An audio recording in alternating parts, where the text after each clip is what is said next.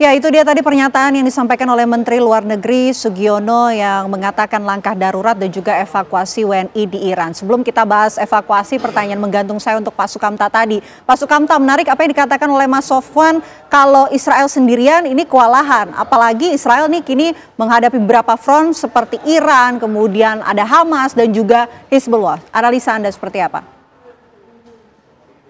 Iya benar, memang Israel ini sekarang maju dengan membuat front yang sangat banyak sekali. Dan Israel juga kali ini menempuh langkah sendirian, di mana kalau waktu-waktu sebelumnya untuk melemahkan kekuatan-kekuatan besar negara tetangga sekitarnya seperti Irak yang dipimpin Saddam Hussein atau Libya yang dipimpin oleh Muammar Gaddafi, dia meminjam kekuatan negara-negara besar seperti Amerika dan Eropa, dan itu perlu waktu. Prosesnya kalau invasi Irak dulu itu kan sekitar 3 tahunan build up-nya itu, pengkondisiannya itu, dengan mulai dari tuduhan menggunakan, memiliki senjata nuklir, senjata kimia, ada investigasi dan seterusnya, sampai kemudian invasi itu kira-kira perlu 3 tahun. Kali ini Netanyahu itu tidak punya kemewahan waktu karena dia kondisinya betul-betul terjepit. Nah, sehingga dia melakukan provokasi secara langsung dengan harapan negara-negara lain, negara-negara besar yang secara tradisional membantu ini bisa segera turun tangan membantu Israel dengan isu nuklir. Tapi itu tidak terjadi sampai hari ini. Nah, sehingga Netanyahu dan Israel ini menjadi sendirian dia menghadapi kekuatan-kekuatan, baik itu Iran sebagai negara maupun proksi-proksi Iran yang selama ini berlawanan langsung dengan melawan Israel, itu masih terus berjalan.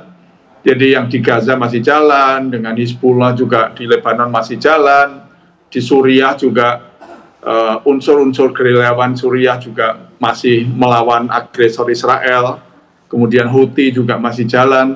Jadi ini Israel betul-betul atau Netanyahu betul-betul memang berada di dalam situasi yang sulit, yang genting. Nah, mudah-mudahan sih kita berharap negara-negara besar ini masih punya pertimbangan yang serius. Apakah mereka ini cukup worthy untuk membela Netanyahu, karena ini mereka tahu bahwa kepentingan ini adalah kepentingan Netanyahu, menyelamatkan karir politiknya Netanyahu, bukan membela Israel sebagai negara gitu.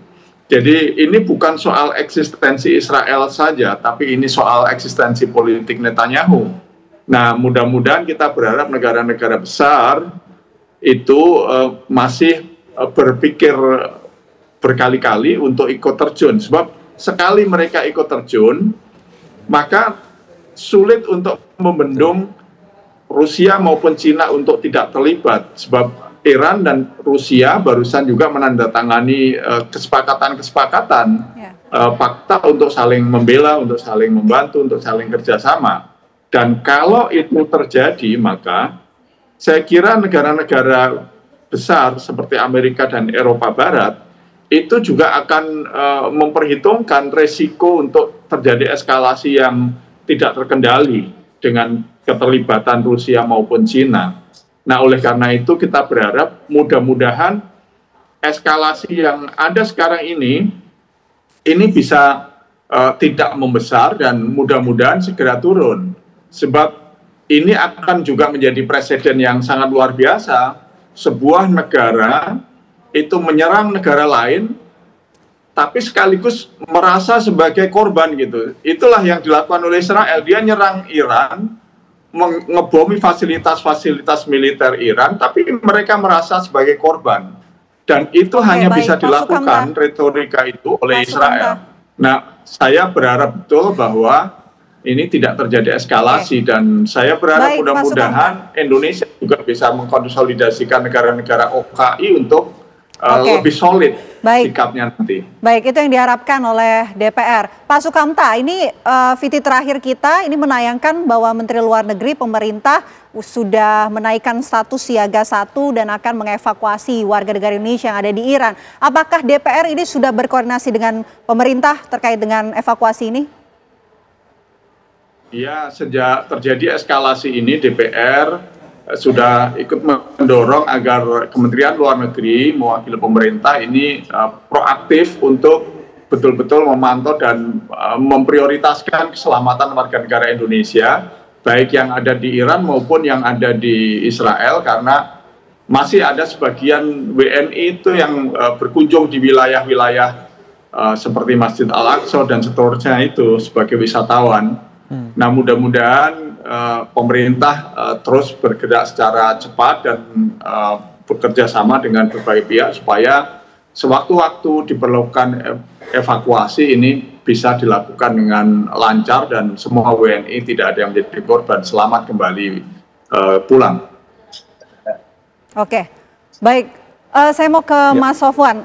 Apakah PBB ini akan segera turun tangan begitu untuk mencegah eskalasi ini semakin meluas? Tentu saja idealnya PBB turun tangan, karena PBB itu sebagai sebuah institusi yang dibangun pasca Perang Dunia Kedua, itu alasannya cuma dua. Ada dua kejahatan yang coba dihentikan dan dicegah melalui penciptaan sebuah institusi internasional yang namanya PBB. Pertama adalah agresi, dan yang kedua adalah kejahatan istimewa yang kita kenal sebagai genosida. Tapi masalahnya, if you can get away with genocide selama lebih dari 1 tahun, gitu ya, kasusnya sedang jalan di ICJ, pemimpin Anda kemudian mendapatkan arrest warrant dari ICC, tapi masih bebas saja gitu ya, ya kenapa tidak melakukan aggression, genosida aja dilakukan dengan santai gitu kan ya. Jadi kita akan melihat PBB ini mengalami ujian yang sangat serius, dan tapi masalahnya dalam kasus Israel memang selalu menjadi ujian yang paling serius dan berulang tentang apakah PBB ini memang benar menjadi sebuah institusi yang adil dan memang mampu menjaga perdamaian dunia. Karena seperti yang kita tahu, bahkan dalam kasus Gaza saja resolusi gencatan senjata itu selalu diveto oleh Amerika Serikat. Sampai resolusi gencatan senjata yang terakhir diajukan kemarin di Dewan Keamanan. Apalagi soal ini ya, dan Amerika Serikat menunjukkan sikap yang meskipun belum ikut terjun sekarang, tapi sudah jelas keberpihakannya, sudah jelas posisinya bahwa Amerika Serikat tidak melihat bahwa Iran itu berada dalam posisi yang membela diri. Dia memang kemudian justru haknya Israel yang harus dijamin gitu kan.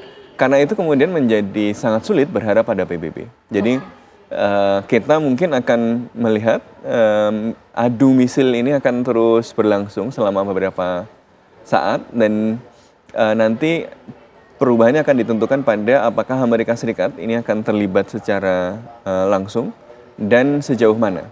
Karena itu akan ada beberapa skenario. Ya, skenario yang pertama adalah kita akan menyaksikan adu misil ini agak panjang sampai dua-duanya capek, sampai dua-duanya sumber dayanya terbatas, dan kemudian akan dipaksa untuk kemudian menyepakati semacam gencatan senjata, walaupun mungkin tidak akan formal. Kedua, dia akan bergeser menjadi sebuah perang regional ketika Amerika Serikat ini masuk dan terlibat. Atau ketiga, kalau Amerika Serikat masuk atau tidak masuk, tetapi kemudian program nuklirnya tidak bisa kemudian dihentikan, Israel akan mengejar apa yang disebut sebagai kebijakan regime change. Bagaimana kemudian kalau nggak bisa dihancurkan dengan kekuatan militer, gunakan kekuatan politik. Apa? Yaitu memobilisasi upaya untuk menjatuhkan pimpinan politik. Inilah kenapa misalnya Israel sekarang menyasar tidak hanya elit-elit militer, tetapi juga elit-elit pengelola sipil dari Iran. Kalau tidak bisa regime change, Israel akan mengejar apa yang disebut sebagai regime collapse. Jadi negaranya dibuat collapse, dibuat kacau seperti di Libya, sehingga yang ada adalah milisi-milisi dan entitas-entitas yang itu sebenarnya justru menjadi ancaman jangka panjang bagi semua negara juga. Nah, jadi kita berharap dari berbagai skenario ini yang tentu saja kita harapkan adalah Amerika Serikat bisa menahan diri, Eropa menahan diri, semua negara besar melihat bahwa diplomasi adalah jalan yang terbaik untuk menyelesaikan persoalan ini dan memaksa Israel untuk kemudian mau berunding dengan Iran dan kemudian menyepakati ya pemberhentian kekerasan di antara mereka terlebih dahulu. Tetapi juga kita harus ingat, yang ini berhenti pun yang Gaza juga belum tentu berhenti dan ini masih ada tiap hari represi yang dilakukan. Ini juga nggak boleh kita lakukan, nggak boleh kita lupakan. Ini saling berkaitan satu sama lain. Jadi kita berharap bahwa negara-negara besar yang selalu menyampaikan komitmen pada hak asasi manusia, yang selalu menyampaikan komitmen pada international order, itu benar-benar menjaga international order. Caranya bagaimana? Caranya dengan tidak melibatkan diri di dalam perang yang gegabah yang bisa menjadi perang regional maupun bahkan perang dunia.